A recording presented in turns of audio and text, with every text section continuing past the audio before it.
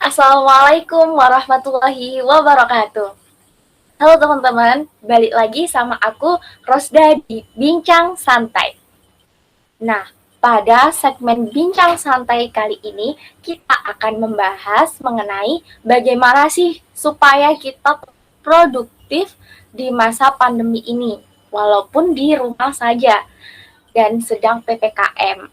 Nah, pada kali ini kita akan membahas mengenai sesuatu yang bisa dibilang hobi, tetapi juga menghasilkan cuan.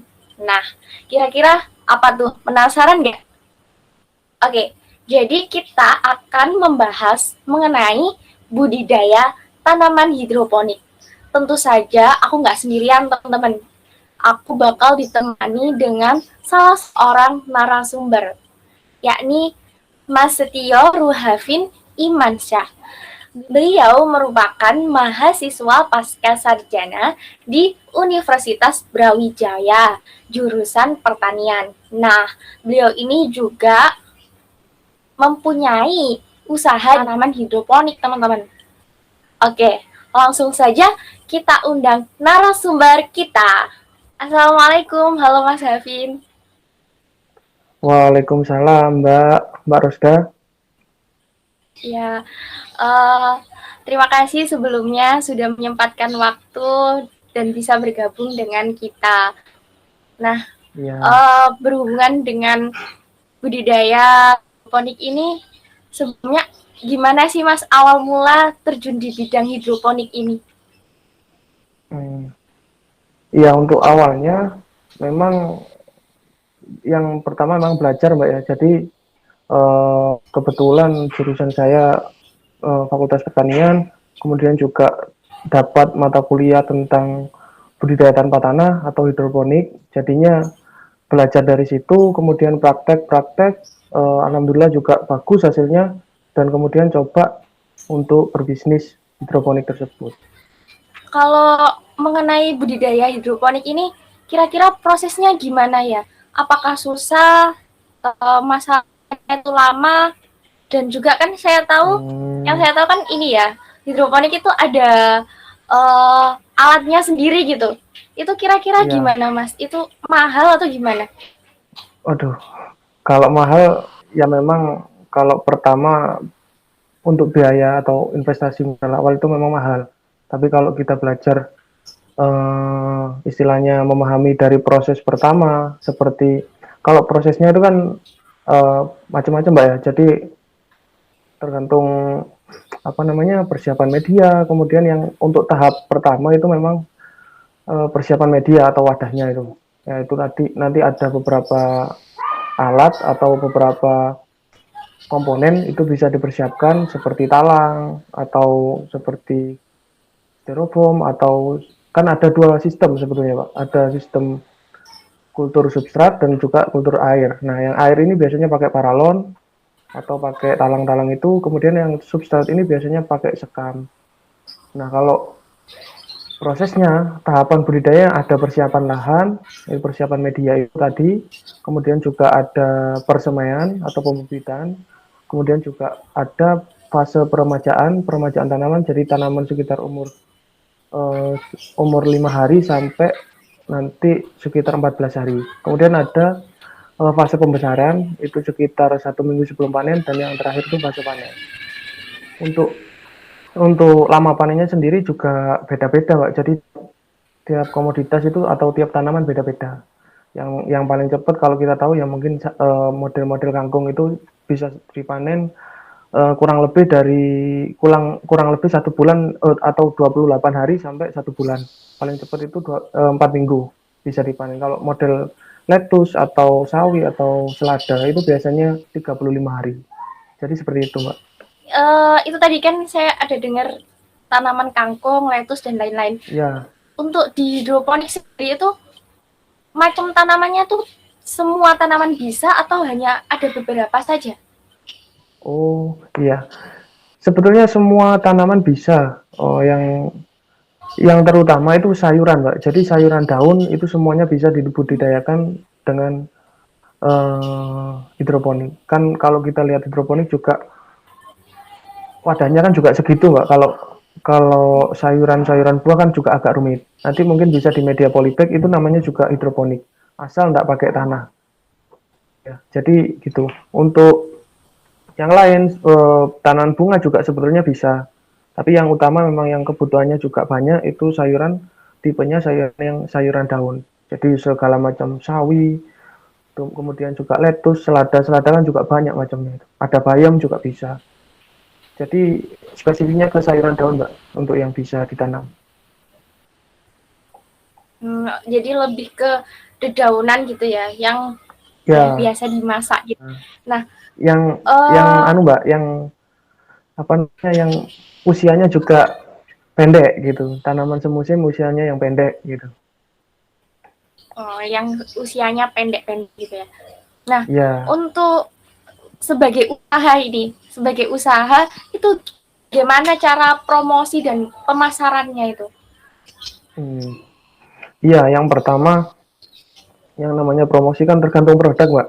Nah produk kalau kita sudah punya produk, punya namanya kualitas, nanti juga kita promosinya bisa ke channel ya. Jadi channel ini bisa ke tengkulak, kemudian juga ke istilahnya ke pasar juga bisa. Kemudian juga biasanya di setiap pasar atau setiap kemudian pasar modern atau kita kenal supermarket itu juga punya supplier.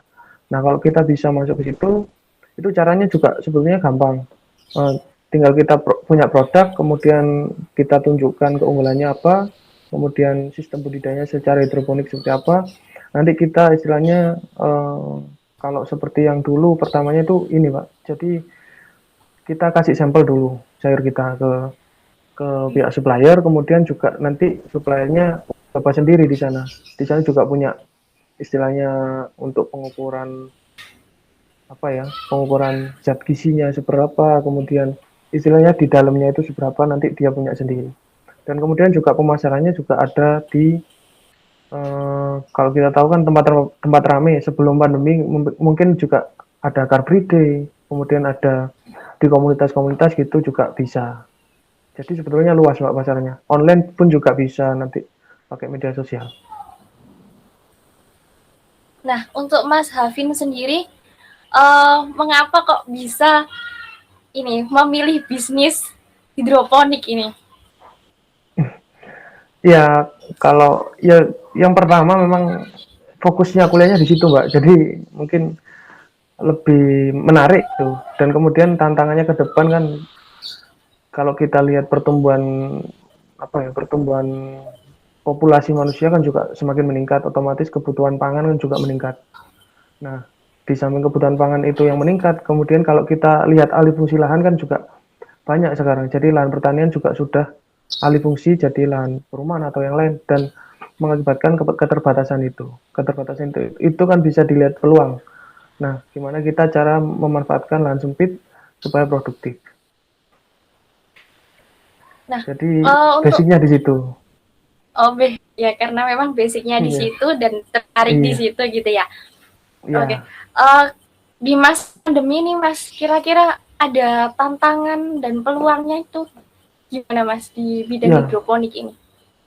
Kalau peluang mungkin saya tidak bisa, Mbak ya. Jadi kalau sepengetahuan saya semakin ya gara-gara ada pandemi ini, kalau mungkin kebutuhan pasar pun juga berkurang gitu untuk kebutuhan sayur. Tapi di sisi lain juga masyarakat menengah ke atas itu juga kesadaran tinggi akan kesehatan juga tinggi, Mbak. Jadi peluangnya istilahnya ada plus minusnya lah. Jadi ada peluang baiknya, kemudian ada kekurangannya. Jadi dari pasar juga dibatasi, kemudian kalau kita lihat kesadaran masyarakat menengah ke atas itu sekarang lagi gencar-gencarnya untuk cari sayur-sayur yang lebih sehat, istilahnya yang bebas dari bahan kimia. Untuk tantangan di masa pandemi ini apa lancar seperti sebelum pandemi atau ada terhambat di bidang apa gitu? Iya, kalau terhambatnya memang di ini Mbak, di istilahnya di channelnya. Jadi kita keterbatasan itu, kemudian yang bertahan itu yang ini, memang yang sudah kontrak besar dan lama. Jadi memang kan dipilih juga Mbak kalau suppliernya. Jadi yang sudah dikontrak dan kesanggupan untuk memenuhi kebutuhan produksinya itu yang diambil. Jadi lebih ke channel-channel gitu ya untuk pemasaran. Ya, benar, benar. Iya, iya, iya. Eh, dari Mas Hafin nih, kira-kira ada pesan untuk teman-teman yang ada di rumah itu yang ingin berbisnis tapi takut gitu di masa pandemi. Aduh, Gimana, Mas? pesan apa Pak? Saya belum berpengalaman nih ngasih pesan-pesan. Ya pesannya, ya jangan jangan takut dan malu untuk mencoba. Jadi nanti dipikir matang-matang lagi.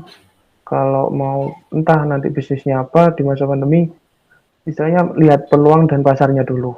Nanti insya Allah kalau pasar dan peluang ada, kemudian kita maksimalkan potensi yang kita punya, istilahnya terjun di dunia bisnis apa, nanti kita tekun di situ, insya Allah nanti juga ada hasilnya. Iya, iya baik. Terima kasih Mas Gavin atas Ya, sharing-sharingnya hari sama-sama. ini.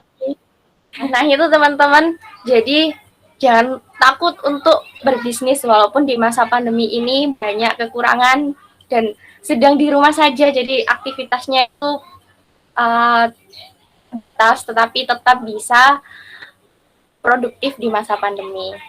Nah, terima kasih. Wassalamualaikum warahmatullahi wabarakatuh. Waalaikumsalam.